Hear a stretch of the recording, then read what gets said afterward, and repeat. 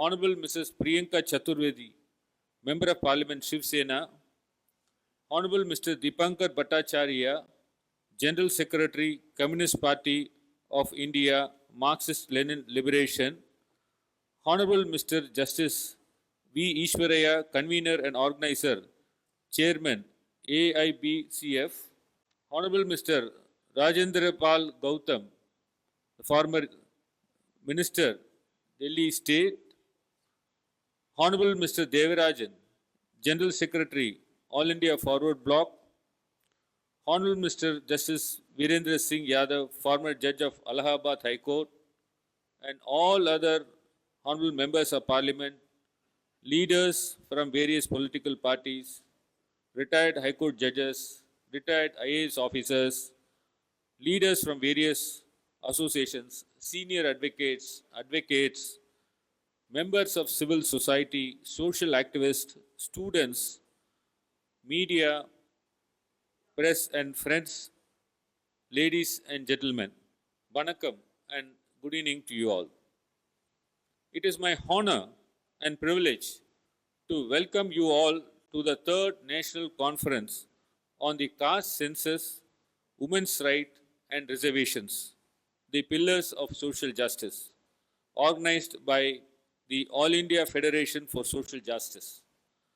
This federation, founded by Honorable Thiru M.K. Stalin, is built on the philosophy of everything for everyone, which is what social justice seeks to achieve. This forum unites leaders, activists, citizens from diverse backgrounds, fostering dialogue and driving policies that champion social justice.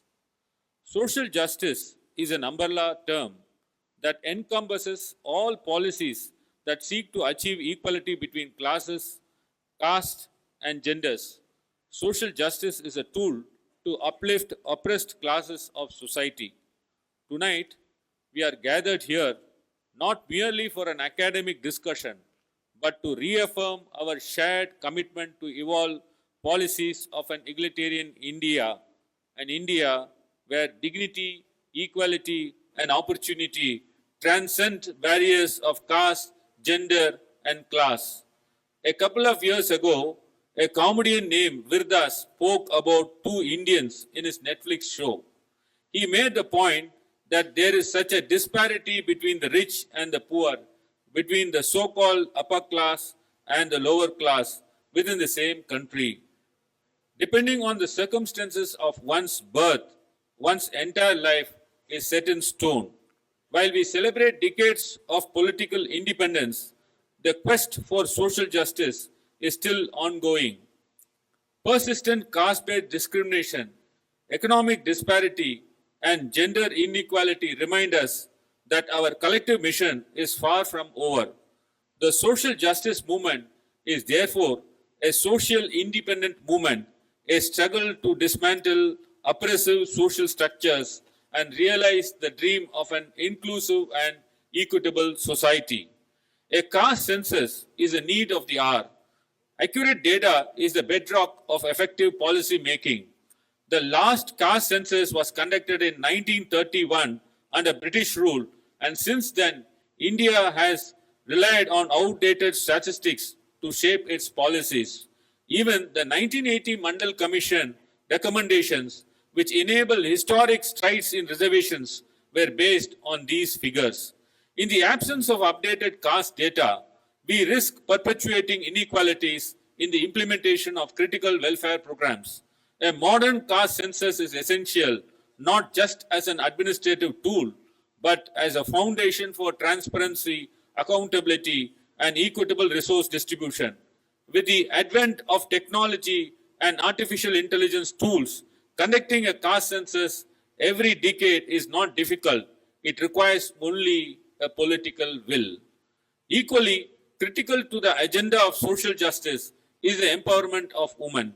Rights and reservations for women are not merely symbolic, but foundational to dismantling systematic patriarchy and ensuring access to education, healthcare, and opportunities. By addressing these barriers, we pave the way for a more equitable and prosperous India. Reservations remain a vital mechanism to address historical injustices and ensure representation in education, employment, and governance. Despite forming a majority of India's population, marginalized communities, especially OBCs, scheduled castes, and scheduled tribes, face constrained opportunities due to lack of comprehensive data and judicial roadblocks. It is alarming that constitutional norms for reservations are not complied with in the recruitment for various posts in the union government, central institutions, central universities, and public sector undertakings. There have been reports of inadequate reservations in premier institutions like IIM, IIT, ICAR, both for faculty and PhD programs. Various faculties have very less representations from scheduled caste, scheduled tribe, and OBC. Similarly, even in the recruitment to All India services under the Union, under the garb of lateral entry, reservation policies are not followed. The reservations in institutions of excellence, research institutions, institutions of national importance, and strategic importance should be granted. The recruiting agencies at the union level have introduced a concept called flexi cadre, lateral entry, and flexi reservations, which are all antitheses to equality. There are all ways and means for one class to keep their stronghold on education and employment under the state. This makes our advocacy for a caste census and enforcement of reservation policies even more urgent. Therefore, I would say that the social justice movement is a continuation of the freedom struggle and an essential step towards a future India where equality, dignity, and opportunity are realities for all Indians. Let us remember that our work here as the potent in Tamil Nadu, our dynamic young Deputy Chief Minister, Hon'ble Udayanidhi Stalin, has embraced the role of advocating for social justice.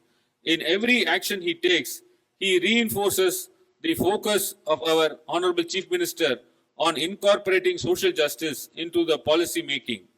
He follows the path laid by great Dravidian leaders while paving the way for the younger generation, marking the beginning of a new era for youth.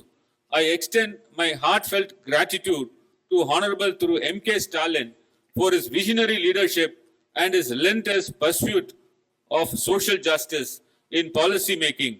Together, let us renew our commitment to these pillars of social justice, that is, caste census, women's rights, and reservations. Let us work to ensure that the ideals enshrined in our Constitution and are realized for every citizen. I once again welcome all our honorable leaders, distinguished guests, and all others who have come here to this conference. Thank you very much.